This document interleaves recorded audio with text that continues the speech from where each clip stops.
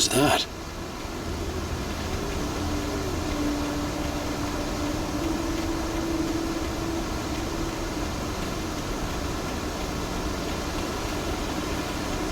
When I saw the river below, something uncoiled itself inside my head. I realized that I'd have to find a way across. I didn't even want to look at the water.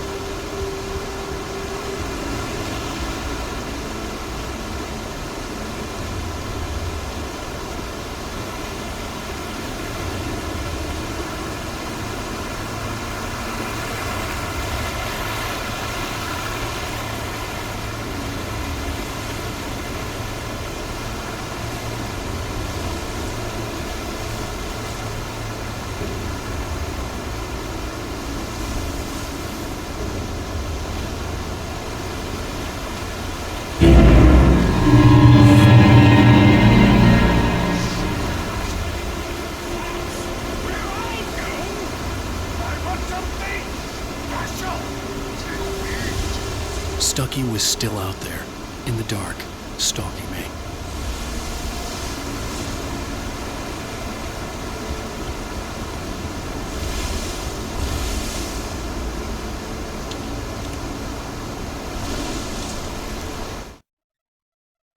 Barry Wheeler was bouncing off the walls. He jumped on a plane after his calls were ignored by both Al and Alice for several days. It could mean that they were both on a second honeymoon, but Barry didn't buy it. Al had been way too unstable for that, not sleeping, messed up. Barry had years of experience dealing with alanwake, and he couldn't ignore it. Something was wrong.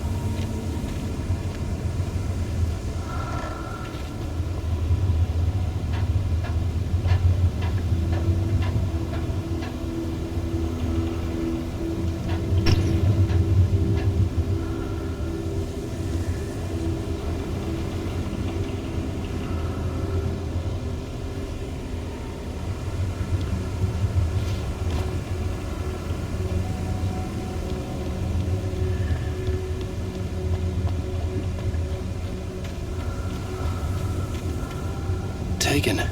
They're taken.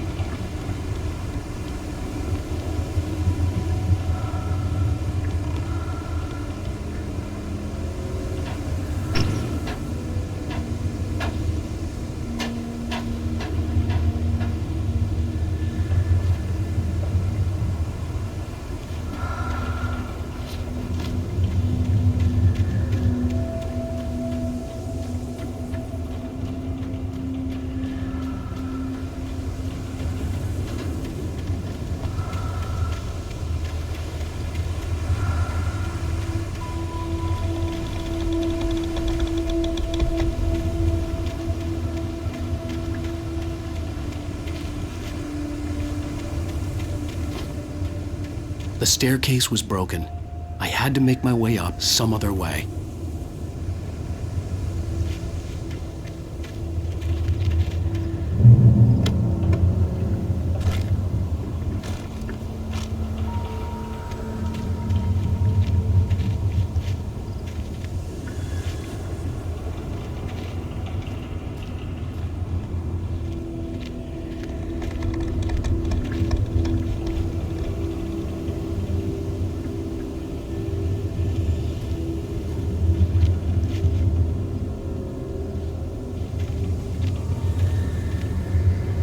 There was no power. There was bound to be a generator somewhere at the logging site.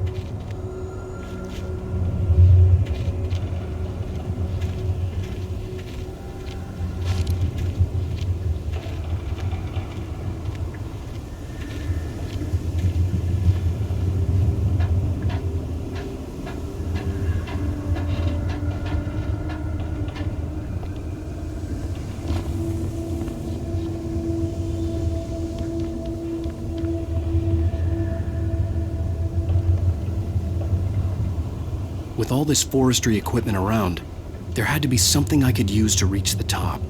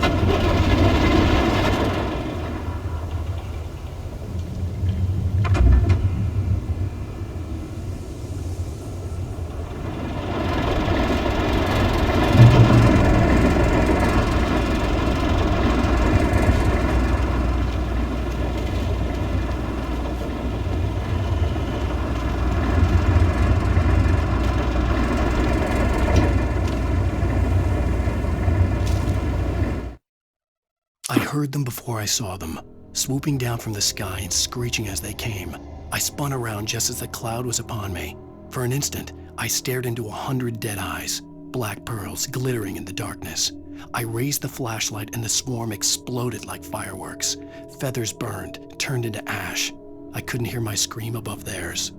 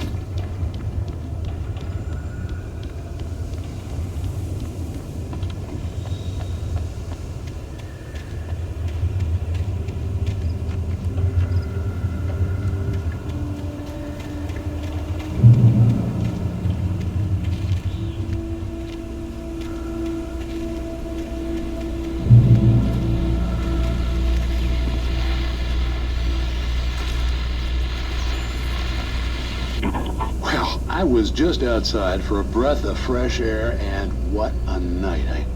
I know most of you are probably in your beds by now, but if you're still up and around, take a moment. Step outside for a spell and breathe in deep.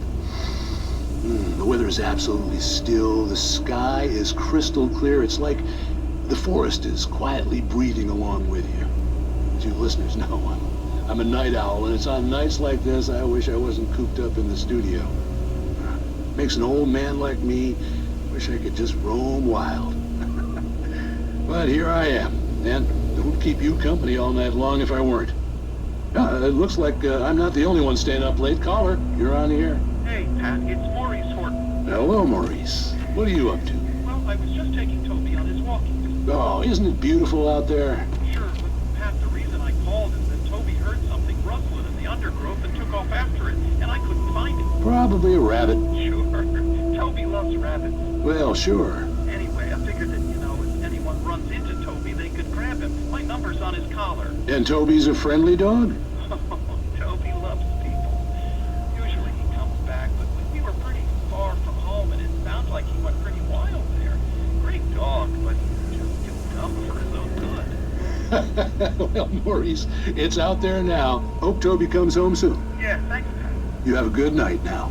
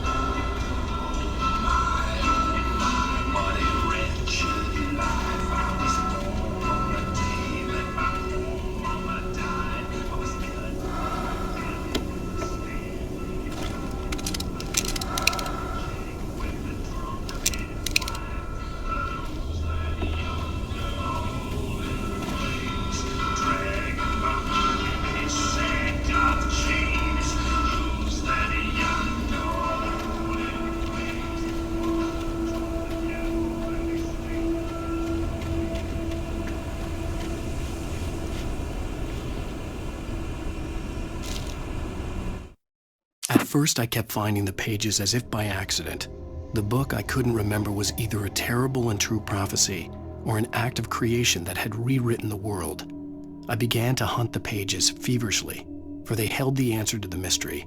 With it, I could save myself. With it, I could save Alice.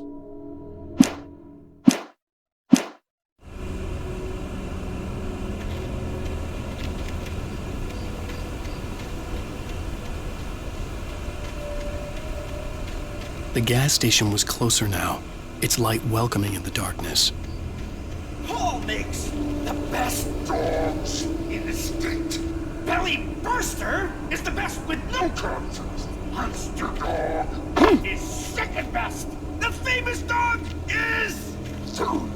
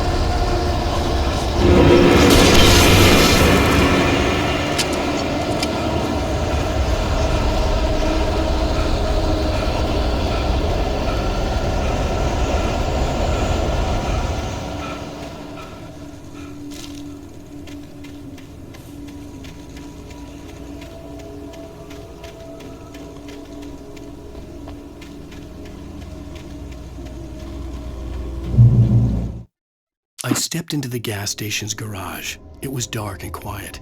The place was a mess. It looked like someone trashed the place or that there'd been some kind of fight. Light spilled into the room through an open door at the back, and I made my way toward it. Without any warning, I was blinded by a bright light.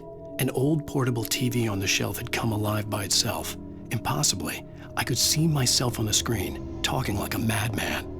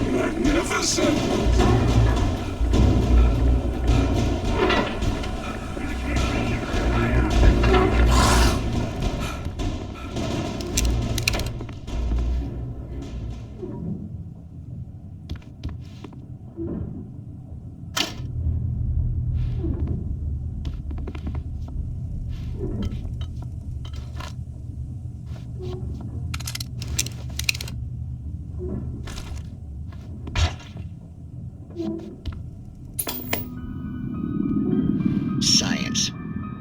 It bestows immortality on those who advance it to elevate all of mankind. Newton, Einstein, Sagan, princes among men. But the price for such a legacy is steep indeed. In Night Springs. Tonight's episode, a quantum suicide. If our lives are already written, it would take a courageous man to change the script. Having called a press conference, Dr. Barclay Colvin is about to demonstrate that very courage.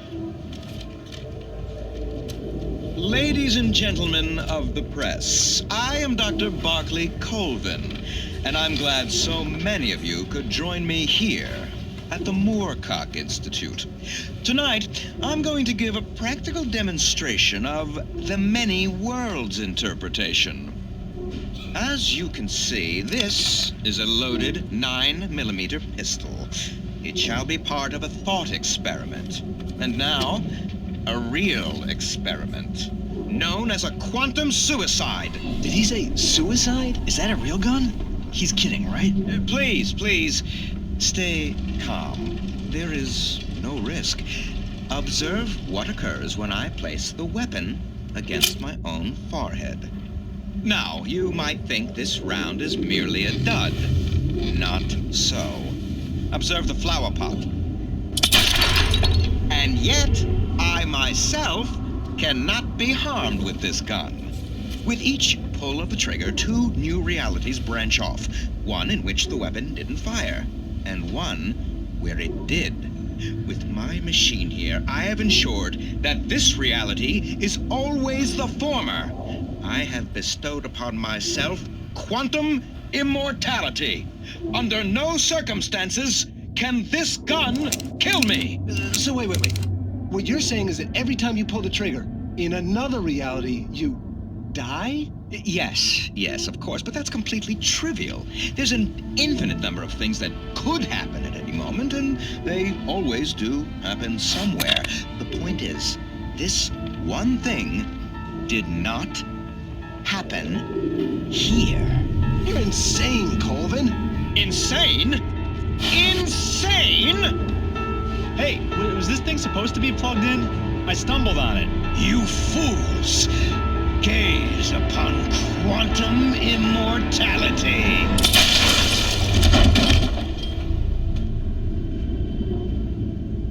Poor Dr. Colvin, felled by his own hubris or the ignorance of the masses. Perhaps he should have left the crate unopened, the decaying atom unobserved. Curiosity often kills the cat. In Night Springs.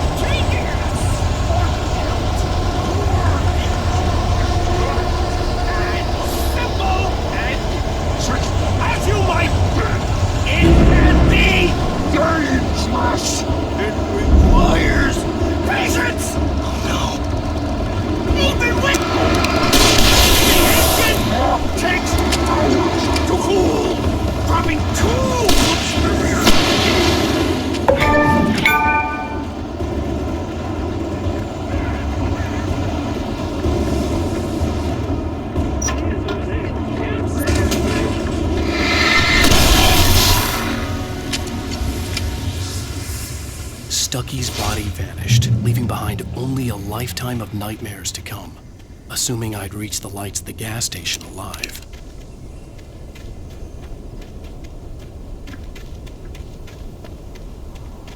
I recognized the parade float I had seen in Bright Falls when I first arrived with Alice.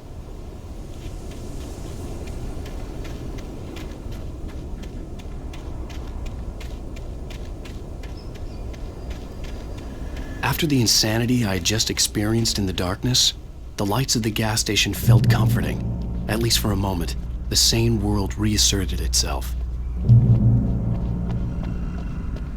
The garage was a mess. It looked like someone had trashed the place, or that there'd been some kind of fight. I'll write. I'll keep writing. Outside, there's only darkness. Outside the cabin, outside the story, there's only darkness. I can feel her presence in the dark. Just now, I could smell her perfume in the room. I'll reach her. I'll fix it up. I'll bring her back. The story will come true. If I stop, she's lost. I don't believe this. It'd been me on the TV, talking crazy. Was I losing my mind?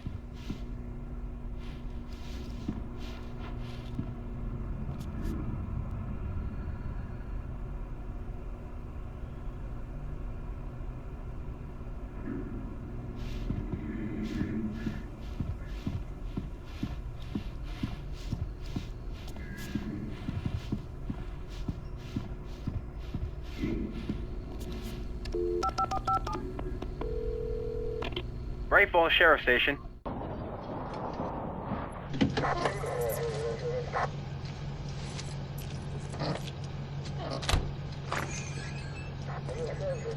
Oh, thank God, Sheriff. Sheriff Sarah Breaker. You are... I'm Alan Wake, but listen, I was in a car crash. My wife, Alice, she's missing. Calm down, Mr. Wake. We were staying in a cabin on the island, on Cauldron Lake. There's no island on Cauldron Lake, not since the big eruption in the 70s. Please, I can take you there, okay? You look like you've taken a pretty bad knock to the head. Are you okay? listen. We'll figure this out. Please get in the car. We'll swing by the lake and then we'll go to the station, okay? Mr. Wake, have you seen Stucky, the guy who owns this place? I realized I couldn't tell her what had happened in the forest. She wouldn't have believed me. And then she wouldn't have helped me with Alice.